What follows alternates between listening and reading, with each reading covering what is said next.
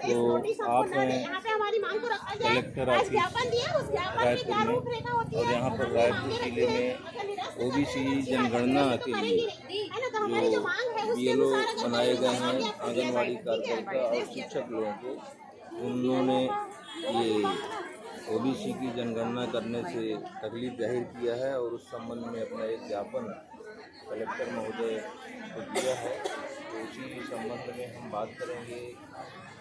आखिर इनकी क्या समस्या है, जनगणना करने का जो काम दिया गया है वो क्यों नहीं करना चाहते? मैडम थोड़ा आप हमसे बताइए। जी, मैं छत्तीसगढ़ जुझारू आंगनबाड़ी कार्यकर्ता सहायिका कल्याण संघ की जिला अध्यक्ष भुवनेश्वरी तिवारी। आप देख रहे हैं हमारी जितनी भी आंगनबाड़ी कार्यकर्ताएं हैं और इसमें टीचर लोग भी शामिल हैं, जो बीएलओ हैं। बीएलओ का कार्य हम इनकी अच्छी तरह से करते हैं और करेंगे भी, लेकिन बीएलओ की आड़ में हमको ओबीसी सर्वे का जातिगत जनगणना कराया जा रहा है, जो कि इसके लिए 3 तारीख को हमने कलेक्टर सर को इसके और ज्ञापन सौंप चुके हैं कि हम ये कार्य नहीं करेंगे। फिर भी हमारे ऊपर अधिकारी, सचिव, नगर निगम के कर्मचारी इतना दबाव बना रहे हैं, डराया धमकाया जा रहा है कि अगर आप लोग सर्वे नहीं करोगे तो आपको नोटिस दिया जाएगा, आपको बर्खास्त कर दिया जाएगा। तो ये न्याय संगत नहीं है। हम बीएलओ हैं, बड़े अच्छी तरीके से अपने कार्य को करते हैं और हम आंगनबाड़ी एक कार्य करते हैं, जो कि अभी 1 से लेके 30 तारीख तक के हमारा पोषण माह चल रहे हैं और इसी बीच हमारा वजन त्यौहार का कार्यक्रम हो रहा है, जो कि अभी हमारे ऊपर बहुत ज़्यादा प्रेशर बन रहा है। हम अपने आंगनबाड़ी में कार्य करें कि हम ओबीसी के कार्य करें, तो बार बार इनकी प्रेशर दबाव दिया जा रहा है। हम इसीलिए आज सभी बीएलओ इकट्ठा हुए हैं और इस बीएलओ का कार्य और ओबीसी का कार्य नहीं करेंगे जब तक हमारी मांग हमारी है। एक तो हमको आंगनबाड़ी कार्य से मुक्त किया जाए और दूसरी मांग है हमारी, हम इस कार्य के लिए पारिश्रमिक दिया जाए। आंगनबाड़ी कार्य करेंगे 9:30 से 3:30 बजे कि हम ओबीसी कार्य करेंगे, तो हम इसीलिए बोल रहे हैं कि हमको कार्य मुक्त कर ओबीसी का ड्यूटी कराया जाए, या तो फिर हमको अपने मूल कार्य को करने दिया जाए। तो देखिए 1 बजे तक तो आप जो है ना अपना नियमित कार्य करते हैं और उसके बाद में ये ओबीसी जनगणना का काम जो दिया गया है उससे तकलीफ हो रही है और इस तकलीफ का एक ज्ञापन कलेक्टर महोदय को दिया गया है। उस पर उन्होंने क्या कहा है?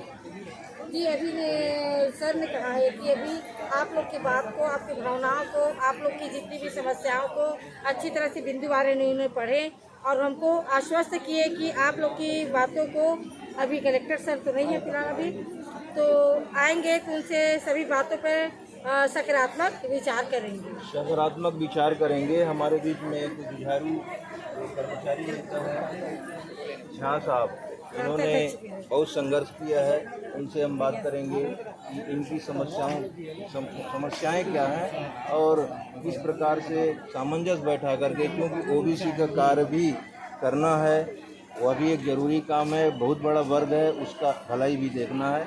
आप बहुत सुलझे हुए इस संबंध में हैं, कर्मचारियों की समस्याओं को समझते हैं, शासन की समस्याओं को समझते हैं, तो उस संबंध में थोड़ा आप अपने विचार देखिए, मैं दूर हो जाइए सर।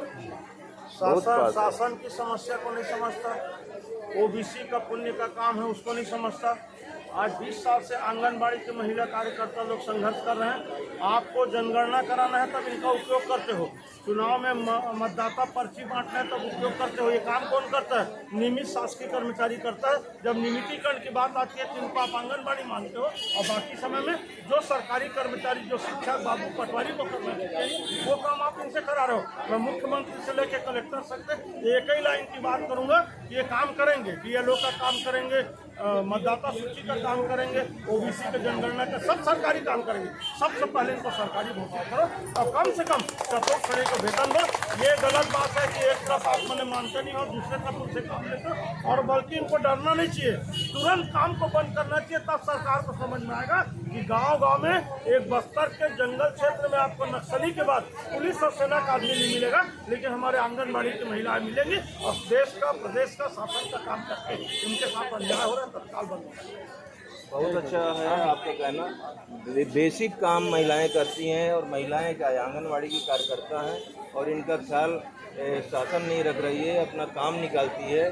तो यह बहुत बढ़िया मांग है कि पहले इनको नियमित किया जाए, सरकारी किया जाए, इसके बाद जो इनसे काम कराया जाएगा उसके लिए तैयार है। ये सबसे बात करेंगे। आपको परिचय जी, मैं पद्मावती साहू हूँ, छत्तीसगढ़ जुझारू आंगनबाड़ी कार्यकर्ता सहायता कल्याण संघ प्रदेश। जैसा कि आप देख रहे हैं कि लगातार हम लोग जब से ये ओबीसी सर्वे का कार्य शुरू हुआ है तब से ही हम लोग इसका विरोध कर रहे हैं। हम लोगों ने मुख्य निर्वाचन आयोग को भी इसके लिए हम लोगों ने ज्ञापन दिया। उसके बाद में हमारे महिला बाल विकास के सचिव से भी हमने कहा कि हम बीएलओ का कार्य या निर्वाचन है किसी भी अन्य विभाग का कार्य नहीं करेंगे, क्योंकि हमारे आंगनबाड़ी में ही हमारा बहुत सारा काम होता है। हम छोटे छोटे बच्चों को पोषण के साथ साथ शिक्षा का देने का भी काम करते हैं। उस सब में ये अन्य विभागों के कार्य करने से बहुत ज़्यादा हमारा कार्य बाधित होता है, तो हमको अन्य विभागों का काम नहीं करना है। वैसे भी हम महिला बाल विकास के मान से भी यदि हमको शासकीय कर्मचारी कर देता है, जैसे कि शिक्षक गण है, वैसे ही हम सभी कार्य करने को तैयार है यदि हमको शासकीय कर्मचारी कर देते हैं। अन्यथा उससे पहले आप काम ले लेते हैं। पिछले बार जिस प्रकार से ओबीसी का 54 कॉलम है और 54 कॉलम में पूरा जनगणना का कार्य है, तो आप जनगणना का कार्य मान सेवी से कैसे करा रहे हैं? ये बहुत बड़ी मुद्दे की बात है। आप बिल्कुल उसका पारिश्रमिक दीजिए। हम लोग मात्र 10,000 रुपये इस महंगाई में किस प्रकार से अपना घर चलाते हैं, उसके बाद में आंगनबाड़ी का पूरा समय देने के बाद में बाहर में आप काम ओबीसी का सर्वे कर रहे हैं। अगर एक प्रपत्र हम किसी परिवार में भरने के लिए जाते हैं तो पौन घंटा हमको उसमें समय लगता है। तो सोचिए पौन घंटा यदि कोई महिला कर रही है तो उसको एक दिन में मात्र वो 4-5 प्रपत्र से ज्यादा नहीं भर पाएगी, क्यों? अपना घर परिवार छोड़ के वो वहाँ नहीं बैठेगी। इसीलिए यह कार्य खास तौर पे महिलाओं के लिए तो बिल्कुल सही नहीं है। और यदि आप ये कार्य लेते हो तो उनको जिस प्रकार से पहले जनगणना कार्य का पारिश्रमिक दिया जाता था, वैसे ही पारिश्रमिक आप सबको दिया जाए और पूरी तरीके से हमारे महिला बाल विकास से हमको आदेशित किया जाए कि यह आप अपने विभाग का कार्य नहीं करें और आप ओबीसी सर्वे का कार्य करें। यही हमारी मांग है और लगातार इस मांग को लेकर सभी जगह जाकर ज्ञापन सौंप रहे हैं, लेकिन अभी तक कोई भी सकारात्मक पहल हमारे लिए नहीं की गई है। और जहां देखा जा रहा है वहां दबाव के ऊपर दबाव, पूरे प्रदेश भर में सब दबाव देकर आंगनबाड़ी कार्यकर्ताओं से काम लिया जा रहा है कि आप लोग नहीं करेंगे तो आप लोगों के ऊपर कार्रवाई। किस चीज का कार्रवाई करोगे आप? 10,000 पाने वाली कार्यकर्ताओं के ऊपर क्या कार्रवाई कर लोगे? और उसको नौकरी से निकाल के आप क्या कर लोगे? क्या दिखाना चाहते हो? ये हमारे साथ पूरे प्रदेश की आंगनबाड़ी के साथ अन्याय हो रहा है और हम चाहेंगे कि इस अन्याय को बंद किया जाए और आंगनबाड़ी की जो तकलीफें हैं उसको सुना जाए, सकारात्मक उसमें निर्णय लिया जाए और जो हमारी मांगे है उसको पूरी की जाए। धन्यवाद।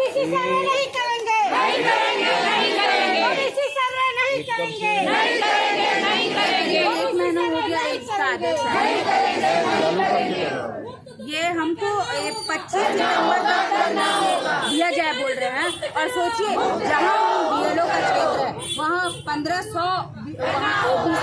1500 लोगों का आपको सर्वे करने में कितना दिन और उसका कोई पारिश्रमिक नहीं। हमको साल भर का निर्वाचन आयोग से मात्र 6,000 रुपये मिलता है, मात्र। अब वो 6,000 में ओबीसी का भी सर्वे करने की बोल रहा है, तो ये बिल्कुल हमारे साथ बहुत बड़ा अन्याय हो रहा है। हमारे साथ साथ शिक्षक गण उनके साथ भी बहुत बड़ा अन्याय हो रहा है। ये शोषण हो रहा है। वास्तविक में क्या है ना, जो मूल काम है, जड़ का काम है, बेसिक काम है, वो आप लोग करती हैं जी। और शासन को इसमें ध्यान देना चाहिए और पहला कदम तो उठाना चाहिए कि नियमित करें। आज हर जगह कर्मचारियों की कमी है, अस्थायी रूप से जो काम करते हैं। आज मजदूर का वेतन भी 500 रुपये से कम नहीं है, आप लोगों को इससे भी बहुत कम मिलता है। तो शासन को ध्यान देना चाहिए इस महंगाई के युग में। आप देख रहे हैं भारत का आईना और हमारे साथ बने रहिए, आगे की जानकारी के लिए धन्यवाद। हो गया। आप 2 मिनट जिला अध्यक्ष कार्यालय रहते हैं और यहाँ पर बड़ी संख्या में आंगनबाड़ी के कार्यकर्ता और शिक्षक गण जो अपनी समस्याओं को लेकर के कलेक्टर साहब को ज्ञापन देने के लिए आए हैं। इनकी क्या समस्या है इस विषय में बात करेंगे शिक्षक साथी। सर आपका परिचय। जी, मेरा नाम देवेंद्र कुमार साहू है। मैं सहायक शिक्षक के रूप में प्राइमरी स्कूल लभांडे में पदस्थ हूँ और वर्तमान में मैं बीएलओ के रूप में भी कार्यरत हूँ। और हम सभी आज हम BLO एक ही मांग को लेकर यहाँ पर उपस्थित हुए हैं। वो मांग है जो OBC का सर्वे, जो जातिगत सर्वे का कार्य दिया गया है, उस सर्वे कार्य को करने के लिए हम सभी BLO असहमत हैं। इसी के लिए हमने यहाँ पर सभी सैकड़ों की संख्या में उपस्थित हैं। शिक्षकीय कार्य के अलावा जो ये सर्वे का काम और इधर उधर के काम कराए जाते हैं, शिक्षा जो प्रभावित होती है, साथ में शिक्षकों को परेशानी होती है, इस संबंध में आपका क्या कहना था? जो गैर शिक्षकीय कार्य कराए जाते हैं वो शिक्षकों से न करवा के जो चुनाव का काम है वो मैं उसको करने तैयार है, मगर OBC का सर्वे है, ये जो नगर निगम का काम और लोगों का काम है, शिक्षकों का काम नहीं है।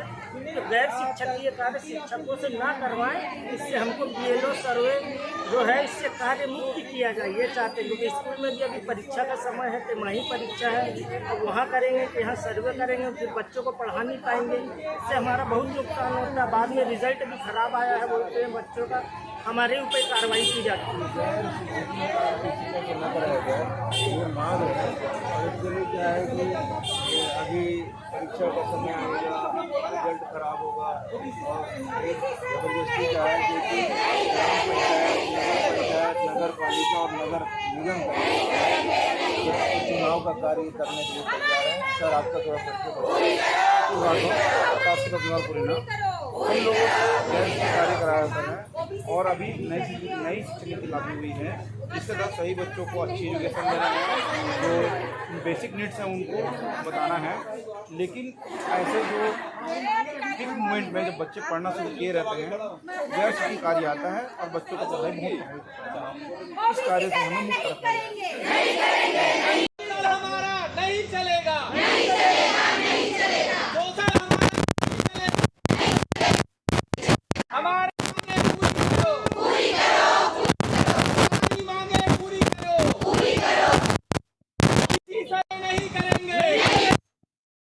OBC सर्वे नहीं करेंगे, हमारी मांगे पूरी करो,